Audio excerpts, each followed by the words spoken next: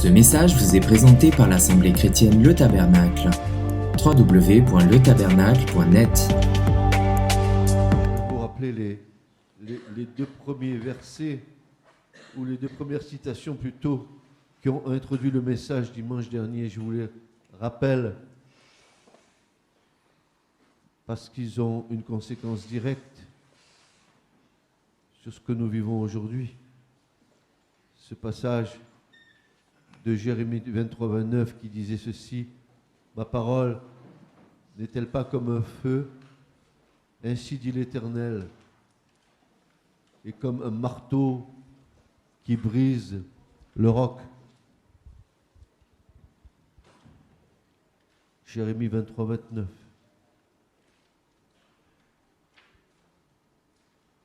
On a largement, dimanche dernier, vu ce passage. Je vous le rappelle avec le second passage parce que c'est tellement important dans ces temps que nous vivons de nous souvenir des choses que nous avons déjà entendues. De Pierre 1, versets 12 à 15 nous dit, ce verset devrait parler ce matin à chacun d'entre nous. Voilà pourquoi j'aurai à cœur de vous rappeler constamment ces choses. Pierre avait à cœur de rappeler ces choses à l'Église, à l'élu. Quelle chose allait-il rappeler, Pierre? Tout ce qu'il avait dit précédemment dans ces deux épîtres. Il va continuer en disant, bien que vous les connaissiez. Donc, on peut connaître beaucoup de choses de la parole. Et pourtant, c'est bon que l'Esprit de Dieu nous rappelle ces choses. Nous avons tendance à passer allègrement d'un prophète à un autre, d'un passage à un autre. C'est bien, c'est bon, c'est vrai. Mais il y a des choses qui sont des choses fondamentales sur lesquelles nous devons revenir pour ne pas perdre de vue le but à atteindre, n'est-ce pas? Et Pierre dit ceci, et que vous soyez affermis dans la vérité présente. Je crois de mon devoir, aussi longtemps que je suis dans ce corps, de vous tenir en éveil par mes avertissements. C'est pas moi qui dis ça, c'est Pierre. C'est pas moi, je ne fais que répéter ce que Pierre est en train de dire. Pourtant, Pierre, il est là en nous disant, je vous rappelle ces choses et je vous avertis concernant ces choses. De quelle chose parlait-il, Pierre? Si vous regardez bien les épîtres de Pierre, vous allez comprendre que Pierre nous met bien en garde sur la fin des temps. Il y a des chapitres entiers où il va nous prévenir que dans les derniers temps, il y aura de faux docteurs, de faux prophètes. Il y a tout un chapitre dans les épîtres de Pierre où il nous parle de ces choses-là. De l'autre côté, il nous rappelle que nous sommes une nation sainte, un sacerdoce royal. Il dit de chacun d'entre nous que nous sommes des pierres vivantes qui constituons un édifice spirituel, un temple en esprit pour Dieu, que nous sommes un sacerdoce royal. Il rappelle notre position dans le Christ. Nous sommes des Lévites qui sommes consacrés au service de Dieu. Pas seulement au service de Dieu, mais au service de nos frères et de nos sœurs.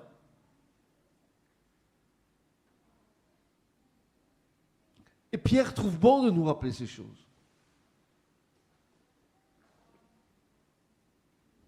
Il a l'air de nous dire, mais vous servez Dieu, vous êtes des sacrificateurs pour l'Éternel, vous êtes un peuple de prophètes, une nation sainte. Paul nous rappelle ces choses. Pierre nous rappelle ces choses. Bon, ils disent la même chose de toutes les façons. Ils ne se contredisent pas les deux.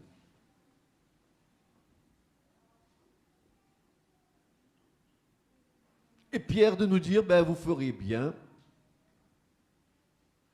d'être attentif, de fixer votre esprit, toute votre attention sur la parole prophétique qui luit comme une lumière au milieu des ténèbres. Paul rappelle à l'Église le fait que l'Église doit être attentive au mouvement prophétique qui se passe dans sa génération. L'Église, s'est tellement orientée dans une organisation qu'elle a tirée de l'Écriture qu'elle a oublié, l'Église, la finalité de la fin des choses. On a beaucoup enseigné, beaucoup disserté sur comment l'Église doit fonctionner, sur les dons, les ministères, etc., etc. On a beaucoup enseigné l'Église, et c'est bien, mais elle a oublié, l'Église, d'avoir le regard posé sur la partie prophétique, sur la fin des temps. Et en oubliant cette chose, les événements se sont passés, et l'Église est tout à fait étonnée de vivre ce qu'elle vit. Mais non, l'Église ne devrait pas être étonnée. Au contraire, l'Église devrait être sur le qui-vive des choses qui s'accomplissent. Et ce que nous allons voir ce matin, c'est que nous devons réaliser que nous sommes dans l'ultime combat, que nous sommes dans le combat final. Vous avez bien compris cela. Aussi, si nous sommes aveugles, nus et misérables, comme dit l'Esprit Saint à l'église de Laodicée, alors nous ne comprenons rien de ce qui se passe aujourd'hui.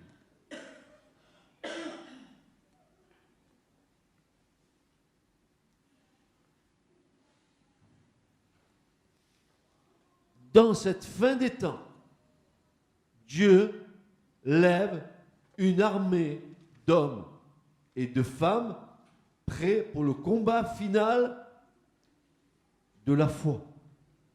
C'est comme l'explique ou le souligne l'apôtre Pierre en disant l'épreuve de notre foi, bien plus précieuse que l'or périssable, qui cependant, il va rajouter, qui cependant est éprouvé par le feu. Nous allons être passés par le feu. Et il y en a bien besoin de passer par le feu de Dieu, par la purification de nos vies. Le prophète Malachie, qui est le dernier prophète de l'écriture de l'Ancien Testament, va nous dire que Dieu vient pour purifier les fils de Lévi au travers d'un creuset. Qui sont les Lévites? Et j'entends comme dans mon oreille, j'entends la voix de Moïse qui dit « Mais à moi les Lévites !» Qui sont-ils? Ce sont des hommes et des femmes qui n'ont fait aucun compromis, qui ne vont pas vers l'idolâtrie, mais qui adorent le Dieu vivant.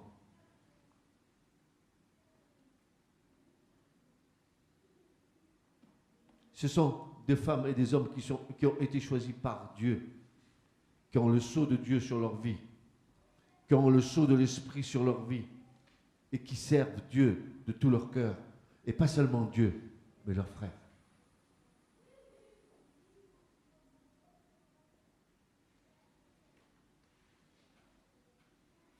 Alors, nous avons vu que je vous remémore les choses de dimanche dernier parce que certains n'étaient pas là et j'aimerais bien que vous écoutiez. C'est pour ça que je vous rappelle ces choses. C'est pour ça qu'il y a une pédagogie de Dieu, il y a une instruction de Dieu, il y a une instruction de l'Esprit Saint pour nous montrer comment Dieu agit. Nous devons comprendre comment notre Père Céleste agit. Est-ce que l'enfant ne comprend pas ce que son Père fait? Et quand l'enfant ne comprend pas, eh bien, il va vers le Père et lui demande. Et Dieu est bon. Dites avec moi, Dieu est bon. Dieu est bon. Parce que si nous ne comprenons pas, Dieu va nous faire comprendre. Amen. Et concernant ce combat final, il y a vraiment une image tout à fait particulière et que nous devons retenir. C'est ce que Dieu a fait avec Israël quand il est sorti de l'Égypte, quand la génération qui a désobéi à Dieu est morte dans le désert. Quand cette génération est morte dans le désert, la nouvelle qui est née dans le désert va aller entrer en Canaan. Mais Dieu va faire quelque chose. Qu'est-ce que notre Dieu est bon?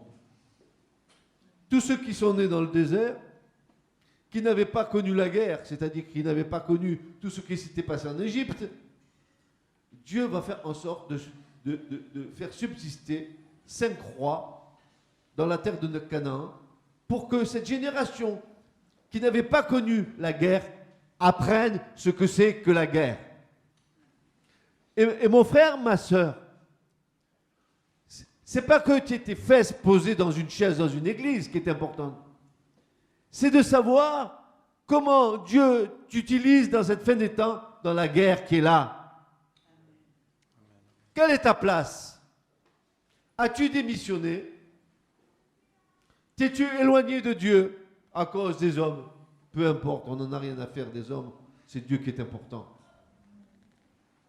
Et ne te cache pas parce qu'ils m'ont fait ci, parce qu'ils m'ont fait ça, et que tu es en train de manquer ce que Dieu veut faire avec toi. Dieu a besoin de combattants, il a besoin de vrais guerriers dans cette fin des temps. Il a besoin d'hommes et de femmes qui se dressent comme des colonnes face à l'adversité, parce que les ténèbres sont en train d'envahir la surface de la terre. Jamais comme autant qu'aujourd'hui.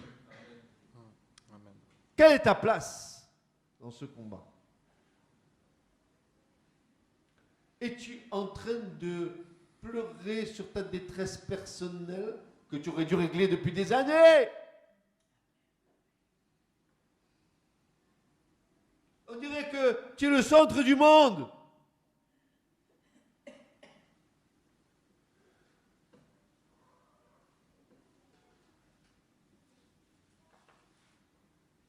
Tu ne tiens pas ta place là où tu dois être. Car chacun dans l'armée du Seigneur a sa place. Amen. Alors Dieu a appris à cette génération qui est sortie de l'Égypte.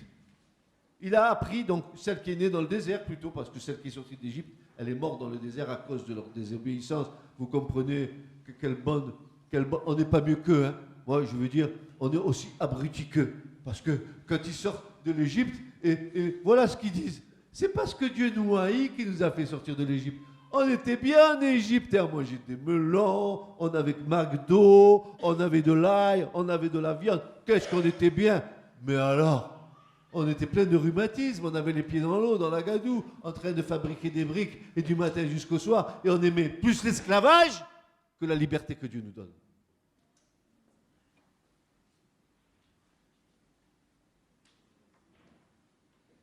De quoi tu es esclave encore? Tu es esclave de ce qui te domine.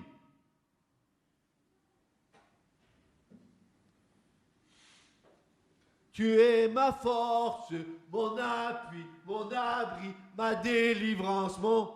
Oui, chante, chante, chante, merde, chante. La réalité, c'est que... tu as tes yeux fixés sur ton nombril. Tu vas pas plus loin que le bout de ton nez.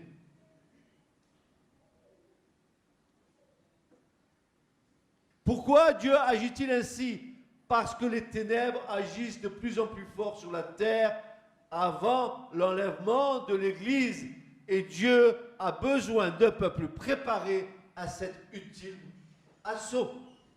Heureux ceux et celles qui seront trouvés debout.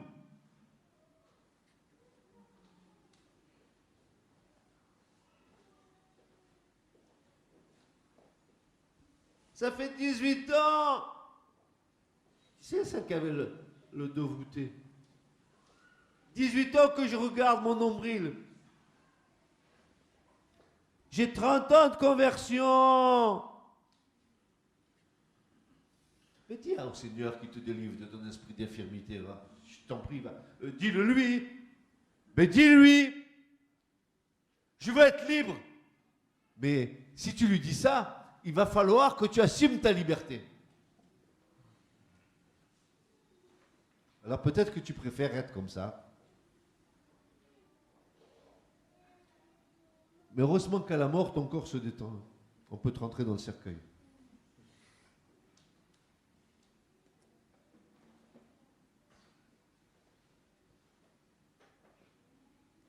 Alors nous avons vu la typologie du combattant la semaine dernière. Nous avons eu un regard affectueux, un regard même amoureux sur Josué. Ah, Josué, un homme dont le Seigneur va se servir, un homme que Dieu a préparé. Est-ce que tu laisses Dieu te préparer à quelque chose où tu résistes du matin au soir et tu es avec tes fantaisies, tes trucs, tes machins, et Dieu n'a même pas le temps de te parler parce que tu es tellement comme une espèce d'essuie-glace de droite et de gauche, tu ne sais pas où tu es, tu ne sais pas ce que tu fais. Et Dieu, il dit, attends, viens ici, ou sinon je vais t'emmener dans le désert, je vais te parler.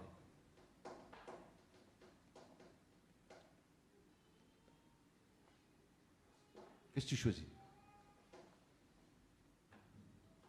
Josué, c'était un homme, n'est-ce pas, que Dieu a choisi.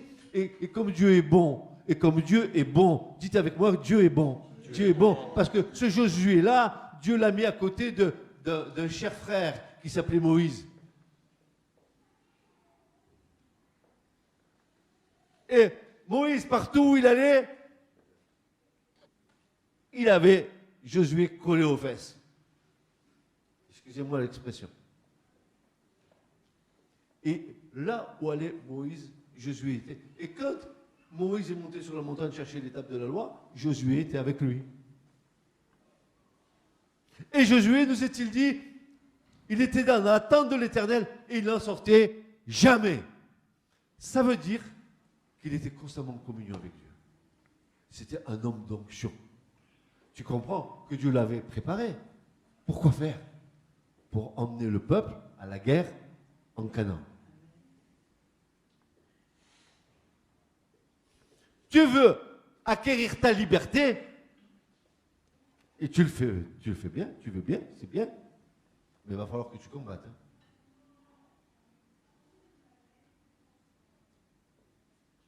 Et non seulement que tu combattes, mais que tu aies la victoire. Et justement, c'est là où l'Écriture intervient pour nous donner des clés pour avoir la victoire.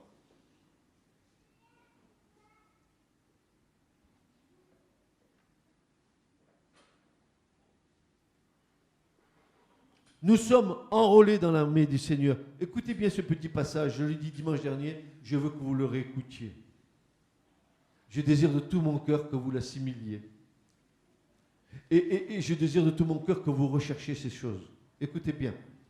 Une autre condition qui ne saurait être évitée, car elle nous enseignera l'expérience, c'est servir et côtoyer des hommes et des femmes d'onction, des hommes et des femmes de gouvernement, tels que Moïse le fut pour Josué.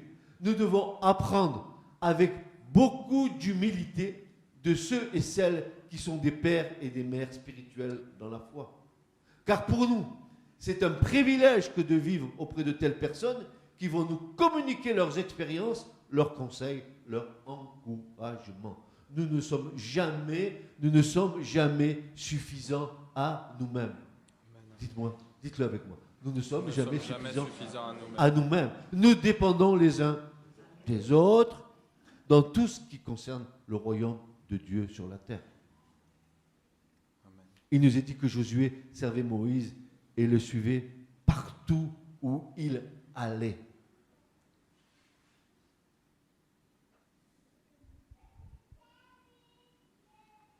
C'est bien d'avoir une communion avec Dieu. C'est super bien. Mais ensuite, il faut que ça débouche dans une communion avec les frères et sœurs. Parce que tout ce que tu reçois de Dieu ne t'appartient pas. Il faut que tu le redonnes. Il y a plus de bonheur à donner qu'à recevoir. Et si tu veux que recevoir, tu vas devenir comme la grenouille qui voulait devenir comme un bœuf. Tu vas grossir, pardon, ça va s'emmagasiner, Mais si tu mets une petite épingle, adieu vos vaches cochons.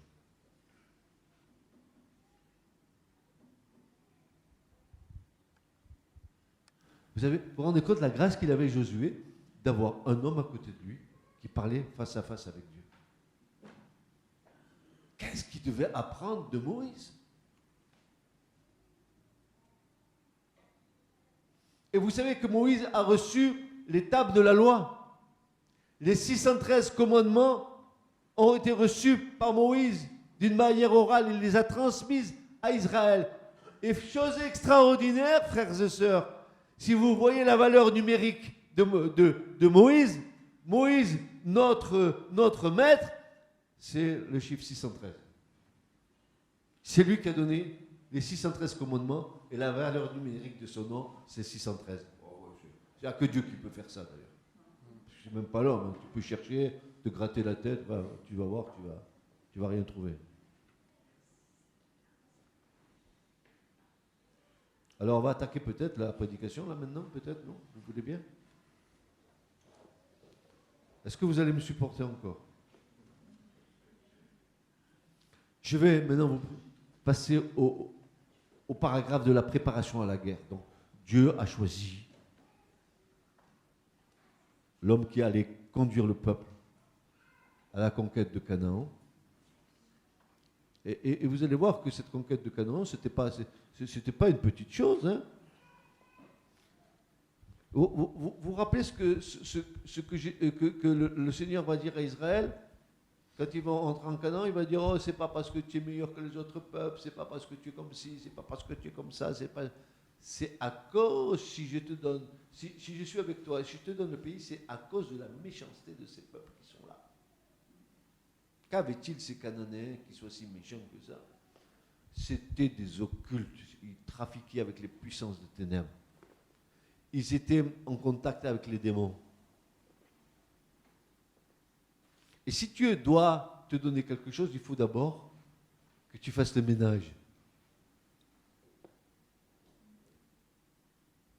Ça veut dire quoi faire le ménage? Il faut que ta vie soit balayée, tu vois. Il faut qu'il n'existe plus aucune ténèbre dans le territoire que Dieu veut te donner. Il faut qu'il y ait la lumière. Et Dieu a besoin d'hommes et de femmes et qui prennent conscience de la réalité des choses spirituelles. Est-ce que tu as conscience de ce qui se passe aujourd'hui? Qu'est-ce que tu crois que nous vivons? Qu'est-ce que tu crois? Mais vous avez vu le lien qu'il y a entre les événements terrestres et des événements spirituels démoniaques, comme il y a des événements spirituels qui viennent de Dieu avec des résultats sur la terre, c'est exactement pareil. Satan, il fait pareil. Le Bataclan, on nous a bataclé les oreilles avec ça. Je suis triste pour les 120 personnes qui sont mortes. J'aurais aimé qu'elles rencontrent Dieu, mais elles étaient dans la salle en train de prier Satan. Elles rendaient gloire à Satan dans les chansons de ce groupe de hard rock. Vous croyez que Satan, il ne travaille pas, vous? Vous croyez qu'il pointe à la NPE, qu'il est au chômage?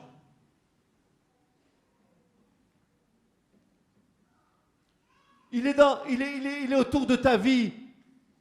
Il t'empêche de revenir vers Dieu.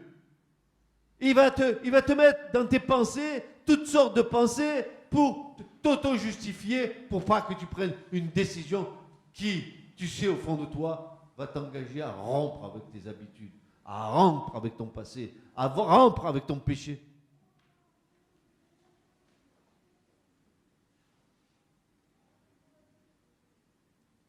Alors, quand Josué va rentrer en Canaan, il y a une première étape, ça va s'appeler Gilgal. Gilgal, c'est un lieu important.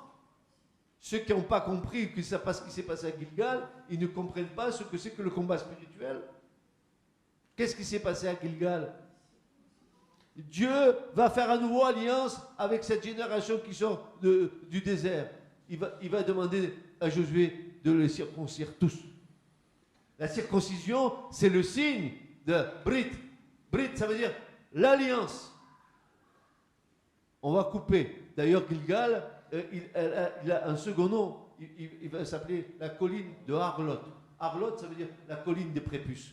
Parce que tous les prépuces de tous les Israélites ont été mis là, à cet endroit-là. Signe de l'alliance d'Israël avec son Dieu.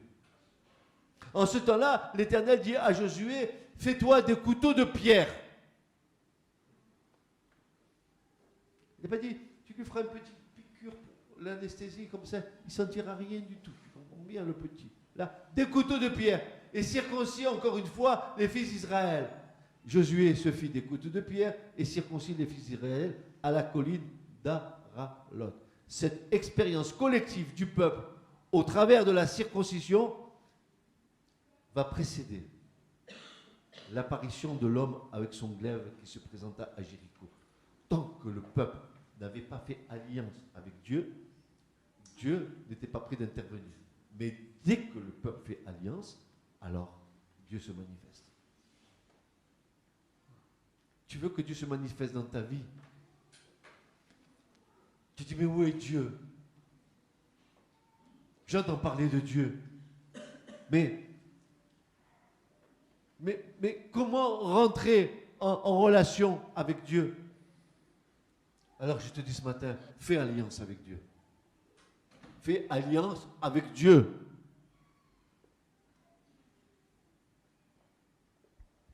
Parce que ton cœur n'est pas circoncis. Parce que ton cœur est encore blindé. Il est blindé par tes épreuves. Il est blindé par les choses de ta vie. Ton cœur est fermé. Pour faire alliance avec Dieu, tu laisses le couteau de Dieu pénétrer. Il va séparer en toi ce qui t'empêche d'ouvrir ton cœur.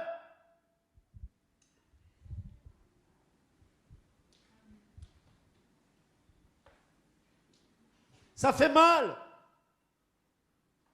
Mais à la fin, ça va te faire du bien. Amen, amen.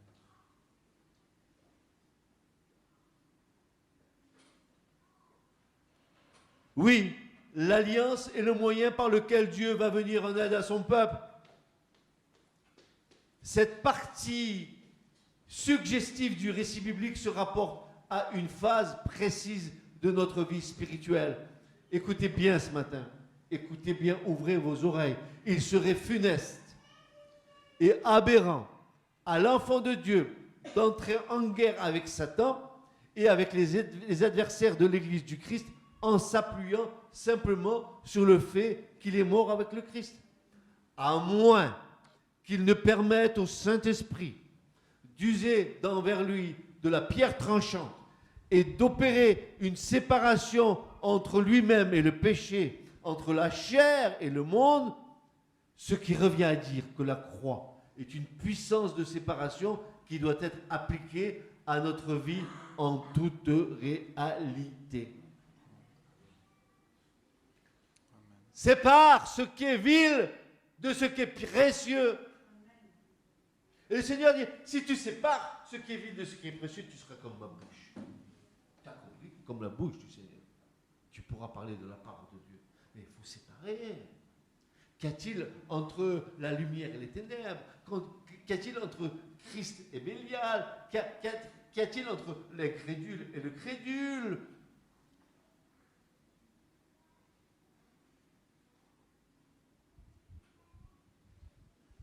Cette expérience de l'histoire d'Israël en donne une frappante illustration. La chair doit être maintenue sous la lame tranchante du glaive de la croix.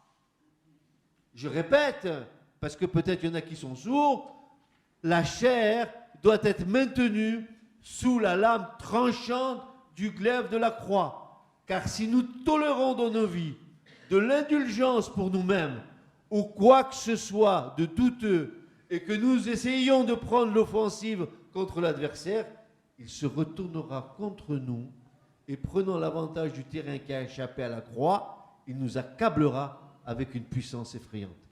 Attention.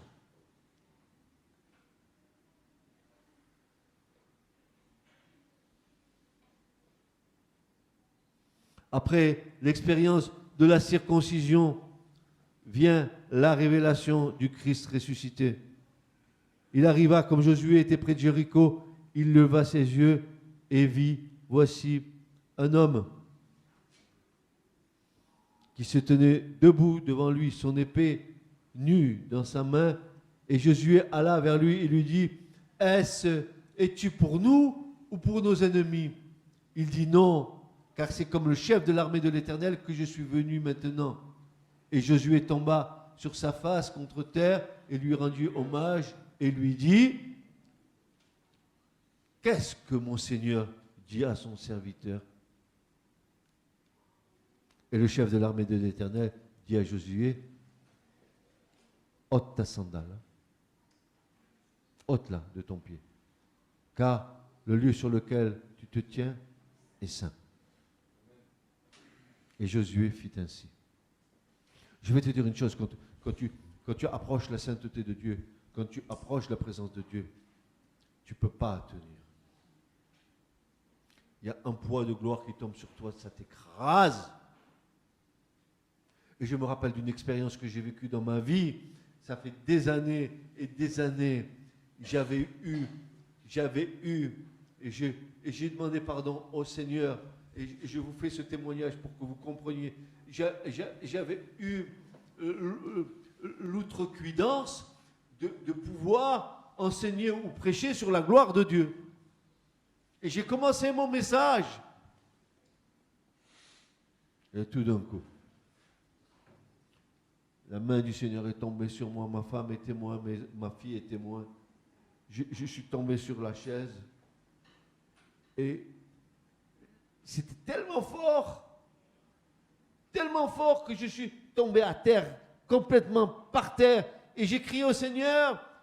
C'était comme si j'allais imploser à l'intérieur, et j'ai dit au Seigneur, Seigneur, arrête, je vais mourir. Vous savez ce qui s'est passé? Je n'ai plus parlé pendant 7 jours. 7 jours, j'ai plus parlé. Je n'ai pas prononcé une parole.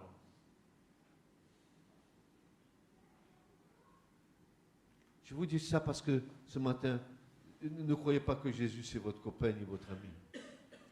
Il est Dieu, au-dessus de toute chose. Ne le considérez pas comme un Dieu fait à votre image. Parce qu'il a été fils de l'homme, qu'il est venu au milieu des hommes. Mais il était dans sa réalité intérieure. Il était Dieu. Dieu au milieu des hommes. Dieu fait homme.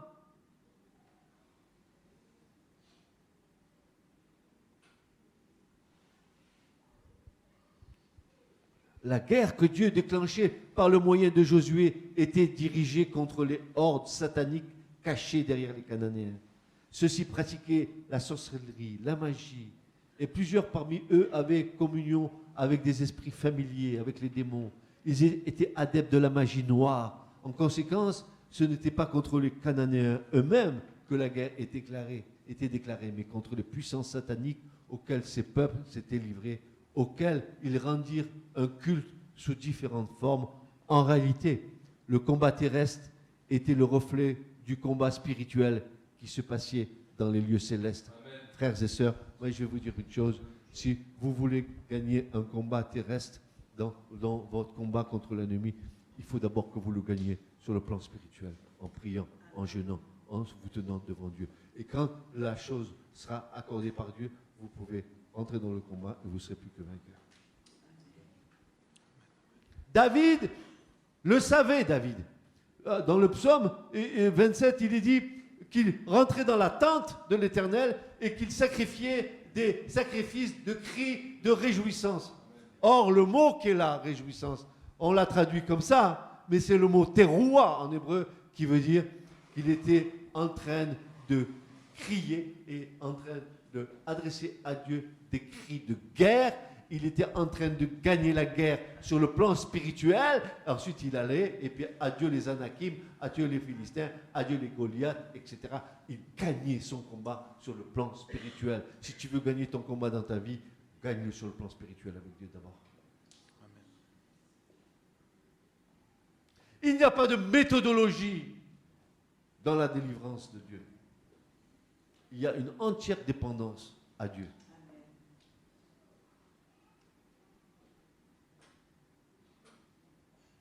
Josué va nous enseigner d'une manière admirable le vrai cheminement pour sortir plus que vainqueur de toutes sortes de situations qui vont se présenter contre nous. Nous sommes en guerre. Nous avons comme Josué la certitude que tout lieu que foulerait la plante de leurs pieds leur avait été donné d'avance. Il en est de même pour nous aujourd'hui. Voilà ce que Dieu va dire à Josué. Dans Josué 1, versets 1 à 3, il va dire « Tout lieu que foulera la plante de votre pied, je vous l'ai donné comme j'ai dit à Moïse. » Tu comprends? Écoute bien ce qui est dit là. Il faut saisir ce que Dieu nous dit. Il ne faut pas lire ça comme tu dis un roman feuilleton, nous deux, ou elle, ou les derniers feuilletons que tu prends dans la librairie là-bas. Il est dit ici, tout lieu que foulera la plante de votre pied, je vous l'ai donné. Est-ce qu'il avait? Non, mais Dieu leur a donné. Ah bon? Ouais. Dieu te donne tout.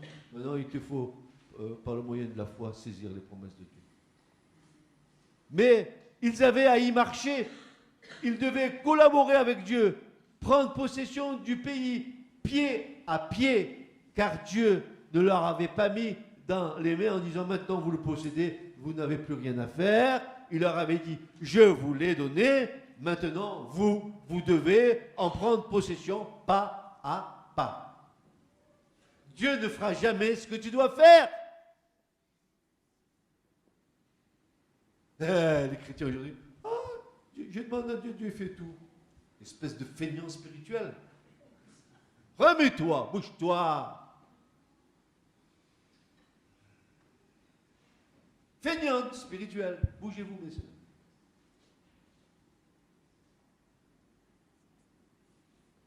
Josué devait savoir que le territoire qui s'étendait devant lui avait été donné par l'Éternel à Israël, et cela avant qu'il commence à le conquérir, écoutez bien, afin que les actes de Josué découlent toujours d'une attitude de foi en victoire assurée à cause des promesses de Dieu. Amen. Dieu a promis, Dieu va donner, maintenant manifeste la foi et tu auras la victoire. Oh! C'est pour nous aujourd'hui. Dieu lui dit simplement, c'est simple, fortifie-toi. Fortifie-toi seulement. Et fortifie-toi dans la promesse que je te donne. Tout enfant de Dieu doit être attentif à cela dans le combat actuel. Nous sommes responsables, je répète, nous sommes responsables de ne pas nous laisser décourager, ni déprimer, même pour un instant, en cédant aux tentations de l'ennemi qui veut détourner nos yeux de Dieu et de ses promesses. Soyez persuadés que tout découragement, toute peur, toute crainte viennent de l'ennemi et que nous ne devons pas y céder ou y donner accès à aucun prix, quelles que soient les circonstances. Attendez, voici qu'il y a un verset qui me revient, je vais le partager avec vous. Tiens, c'est dans Job. Oui, Job. Et tu vas comprendre.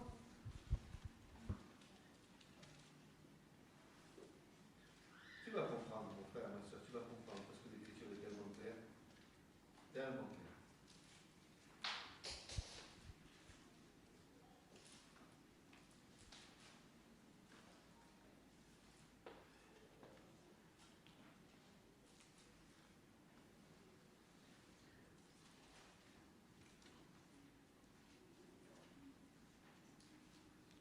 Vous patientez un peu que je le retrouve parce que je ne l'ai pas vraiment en tête, mais je sais qu'il est dans Job. Et comme il m'a beaucoup interpellé ce verset, en clair, Job nous dit que ce en quoi je mets mes pensées, si c'est la peur, ça va m'arriver.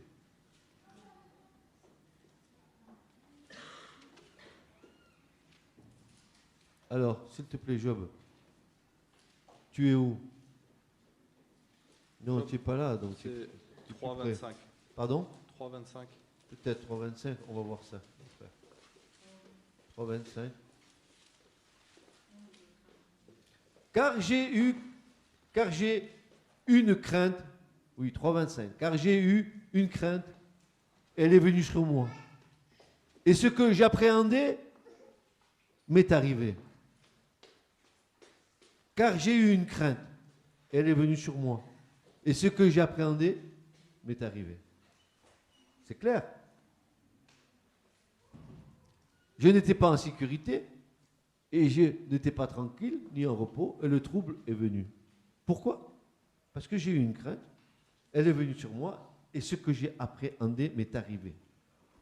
Tu as une crainte qui arrive? Remets-la au Seigneur. Et peut-être qu'il y a des circonstances dans nos vies où beaucoup de choses nous font craindre. La pire des choses.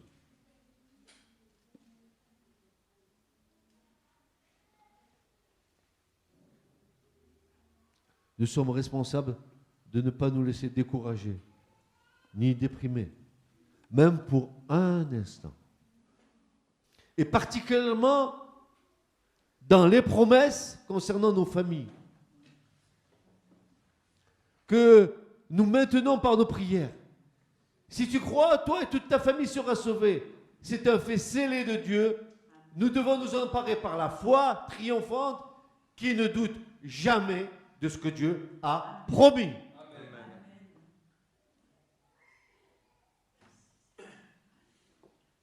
Car j'ai eu une crainte, elle est venue sur moi. Et ce que j'appréhendais m'est arrivé. Oh, jamais pourra venir au Seigneur, non, non, non. Elle est trop têtue, trop dans des tombées, ton bain. Et c'est ce que tu penses, ça t'arrive. Au lieu de prendre position, de rentrer dans le combat avec le Seigneur et d'attendre que la délivrance vienne de Dieu.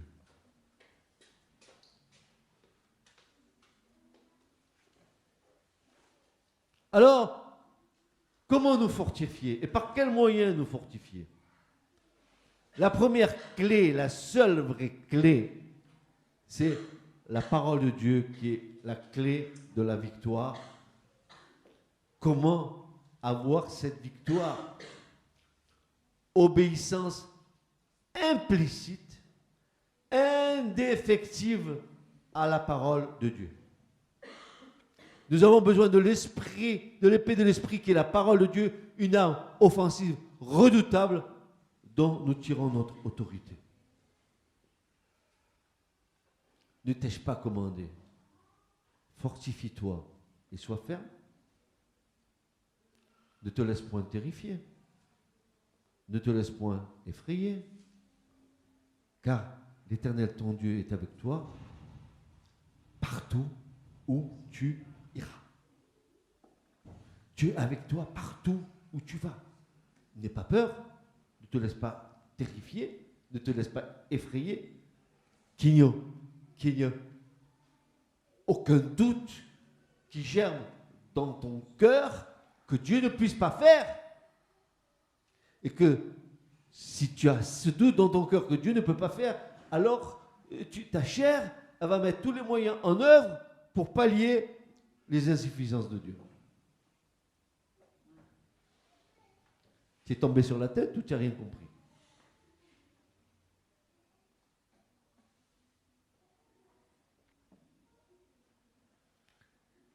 Ces paroles nous révèlent aussi le fait que Dieu est là présent avec nous et qu'il est intimement lié avec nos résultats. Courage, intrépidité sont indispensables à la victoire. Être fortifié dans l'être intérieur par la parole de Dieu jour et nuit, à tel point qu'on perd de vue l'homme et la crainte qu'on a de lui.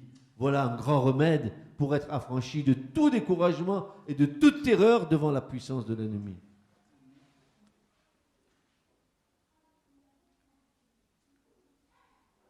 Malgré cela, méfions-nous des stratagèmes de l'ennemi en temps de guerre, car tout devient suspect.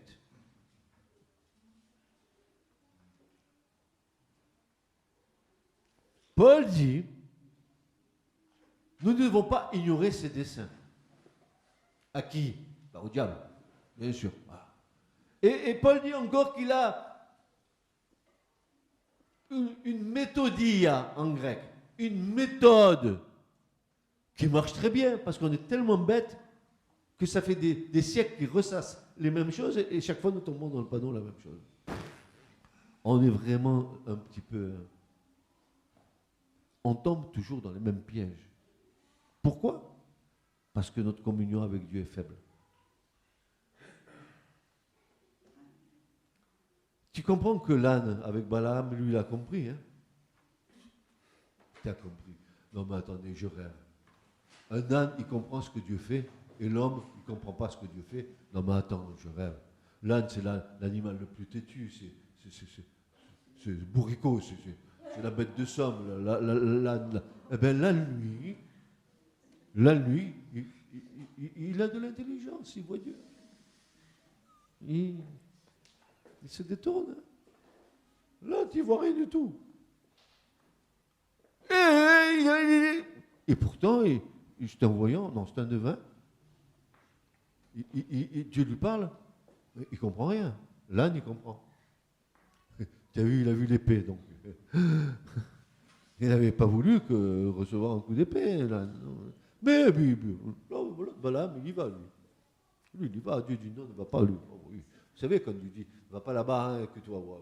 Moi, je suis le plus beau, le plus fort. Malgré cela, méfions-nous des stratagèmes de l'ennemi en temps de guerre, car tout devient suspect. Paul dit que nous ne devons pas ignorer ses desseins. Et Josué, qui était un homme d'onction, oui ou non? C'était un grand homme d'onction. Eh bien, il s'est fait posséder, lui aussi. Dès que tu décides, toi, sans référer au patron, bah, tu te plantibus, paf, tu te plantes à tous les coups. Et Josué va faire. Je vous lis le passage, c'est peut-être un peu long, mais c'est la fin du message, donc on va le lire. Josué 9, versets 1 à 16. Il arriva que tous les rois qui étaient en deçà du Jourdain, dans la montagne et dans le pays plat, et sur tout le rivage de la Grande Mer, vers le Liban, le Héthien, l'Armoréen, le Cananéen, le Phérézien, le Hévien, le Jébusien, eurent entendu ces choses. Ils se réunirent ensemble pour faire la guerre à Josué et à Israël d'un commun accord. Tiens, c'est pas nouveau, hein. Et commun accord, ils sont en train de le faire là parce qu'ils vont débouler sur Israël. Hein. Vous le savez, ça c'est les mêmes. Hein. C'est les mêmes avec d'autres noms, mais c'est les mêmes. Hein? Et regardez ce qu'il est dit là. Et les habitants de Gabaon entendirent ce que Josué avait fait à Jéricho, et ils dirent,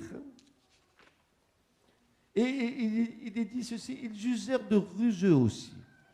Ils se mirent en route, préparés comme pour un voyage, prirent de vieux sacs sur leurs ânes, encore des ânes, et de vieilles outres.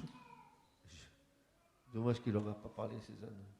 Et de vieilles outres à vin crevassé et recousu, de vieilles sandales. En fait, quoi, j'avais donné une image des pauvres bougres, quoi. Des SDF, voilà. Et ils arrivent à Gilgal et ils voient Josué. Il va leur dire, nous venons d'un pays éloigné, maintenant traitez alliance avec nous. Et les hommes d'Israël dirent aux Éviens, peut-être que tu habites au milieu de nous. Et comment traiterions-nous alliance avec toi? Il dira à Josué, nous sommes tes serviteurs. Et Josué leur dit, mais qui êtes-vous et d'où venez-vous? Ils leur dirent, tes serviteurs viennent d'un pays très éloigné, au nom de l'Éternel ton Dieu, car nous avons entendu sa renommée, tout ce qu'il a fait en Égypte, tout ce qu'il a fait aux deux rois des Amoréens, qui étaient au milieu du Jourdain, à Sion, roi de Hebzon, et à Gog, roi de Bazan, qui était à Ashtaroth, et nos anciens et tous les habitants de notre pays nous en ont parlé, disant, prenez avec vous des provisions pour la route, allez au-devant d'eux et dites-leur. Qu'est-ce qu'il va leur dire? Nous sommes vos serviteurs. Maintenant, traitez alliance avec nous.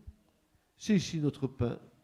Nous le prîmes chaud de nos maisons pour notre provision le jour que nous partîmes pour venir vers vous. Et maintenant, voici les secs, les racines, les moisis.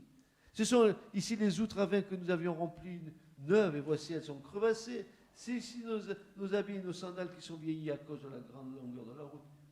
Et les hommes d'Israël prirent de leurs provisions, et voilà. Et on n'interrogea point la bouche de l'Éternel. Ah. Piégé. Piégé. Ça, ce sont des chrétiens sentimentaux. Et il y en a dans l'église du Seigneur. Les pauvres, mesquines. Les pauvres. Regardez, ils ont des sandales. Ils n'ont pas pu aller à Kiabi. Regardez leurs vêtements. Le pain, il est moisi. Oh, ils viennent de loin. Ils n'ont rien à manger, les pauvres. Hein, ils n'ont rien à manger. Et les hommes d'Israël, verset 14, prirent de leurs provisions et on n'interrogea point la bouche de l'Éternel. Et Josué fit la paix avec eux alors que l'Éternel leur avait dit d'éradiquer toutes les nations, n'est-ce pas? Il a fait ce Josué comme Saül a fait avec Amalek, avec Agag. Et il fit la paix avec eux, traita alliance avec eux pour les laisser vivre. Et les princes de l'assemblée s'obligèrent envers eux par serment. Il arriva qu'au bout de 3 jours, après avoir traité alliance avec eux, ils entendirent qu'ils étaient leurs voisins et qu'ils habitaient au milieu d'eux. Ça a bien marché, hein, l'histoire. Ils les ont piégés. Pourtant, Josué n'était-il pas un homme d'onction? Oui, un grand homme d'onction. C'est pas parce que tu as l'onction de Dieu que tu peux faire ce que tu veux. Si tu as l'onction de Dieu, il faut que tu sois soumis à lui. Et la faute de Josué, c'est qu'il n'a pas interrogé l'Éternel. Et qu'il n'a même pas su discerner que ces gens qui voulaient faire alliance avec lui habitaient au milieu d'eux. Ah, il n'y a pas plus aveugle que celui qui ne peut pas voir. Hein. Josué fut pris au piège. Les Gabaonites se mirent au profit d'une alliance qui leur laissait la vie sauve alors que Dieu les avait voués à la mort. Ils arrivent à ce résultat en usant de stratégie. Voilà ce que sont les pièges, les subterfuges de l'ennemi. Josué fut trompé par les apparences. Je suis chrétien.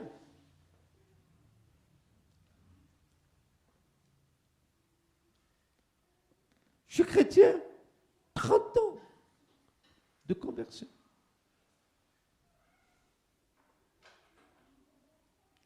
Vous les reconnaîtrez aux fruits qu'ils portent.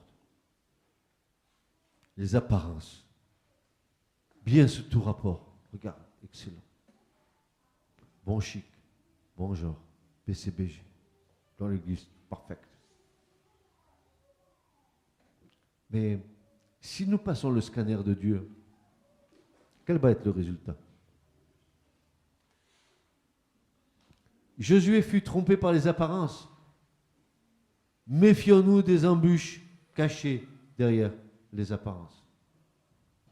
Dans notre génération où l'Église du Seigneur est entrée dans un spirituel sentimental issu de l'âme et non de l'Esprit Saint, de nombreux cas dans l'Église nous donnent l'image de ces Gabaonites qui usèrent de fraude sans entrer dans une alliance de cœur, mais dans une alliance de circonstances, sans être impliqués dans une circoncision du cœur.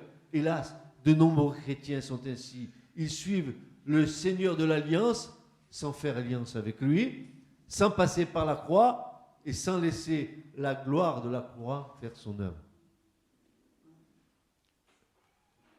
Et le Seigneur dit à l'Église, à celui qui vaincra, à celui et celle qui vaincront. Alors je ferai de cette personne une colonne dans le temple de mon Dieu. J'inscrirai sur cette colonne le nom de mon Dieu et le nom de la cité de mon Dieu. Et il n'en sortira jamais plus.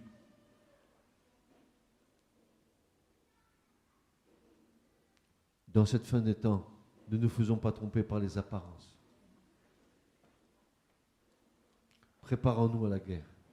Fortifions-nous dans la parole toute puissante de Dieu. Nous avons les promesses de Dieu. Nous allons y entrer en nous fortifiant dans sa parole. Quelle est la promesse de Dieu pour nous aujourd'hui, frères et sœurs? Nous avons nos yeux fixés sur quoi? Sur l'enlèvement, n'est-ce pas? Ça, c'est la promesse de Dieu pour nous. Nous devons nous fortifier en attendant dans la parole du Seigneur et bien regarder le combat. Nous sommes en pleine guerre. Oh, c'est pas moi qui le dis. Satan est venu, est descendu sur la terre animé d'une grande rage. Il fait la guerre à qui? À qui? Au saint. Nous sommes et nous faisons partie de la famille des saints, de ceux qui ont été rachetés par le sang de Jésus. La sainteté, c'est quelque chose qui fait partie intégrale de notre Dieu. C'est pour ça que Jésus a dit, soyez saints comme mon Père est saint.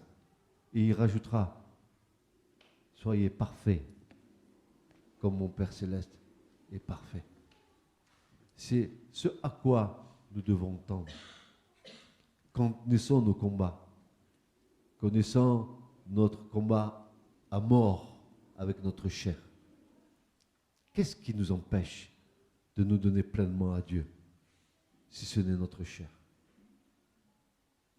Jésus a fait un acte extraordinaire. Potentiellement, vous et moi, on est morts. Juridiquement, on est morts. Ça a été signé par l'œuvre de la croix.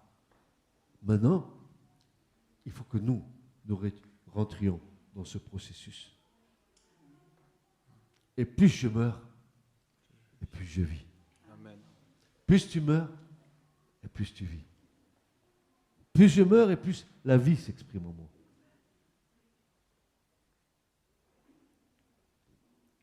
Qui veut gagner le combat ce matin? Qui veut gagner le combat? Qui veut gagner le combat? Francis, tu as intérêt à gagner le combat. Non, je ne plaisante pas, Francis. Je te le dis honnêtement, tu as intérêt à gagner. Tu t'appelles comme moi, Francis, donc j'ai une affection pour toi. Mais tu as intérêt à réaligner, remettre ta vie sur un bon plan. Nos vies et nos jours sont comptés. On ne sait pas. On ne sait pas, Francis. Amen. Tous ceux qui sont dans les combats, dans vos vies, soyez plus que vainqueurs. Vous avez les promesses de Dieu. Je suis l'Éternel qui te délivre. Je suis l'Éternel qui te guérit de toutes tes maladies. Je suis l'Éternel. Pourquoi? Dieu est-il menteur? Ou alors, gens de peu de foi?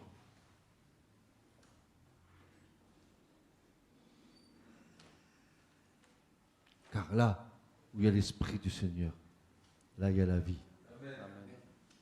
Il y a la vie. Ce message vous a été présenté par l'Assemblée chrétienne Le Tabernacle. www.letabernacle.net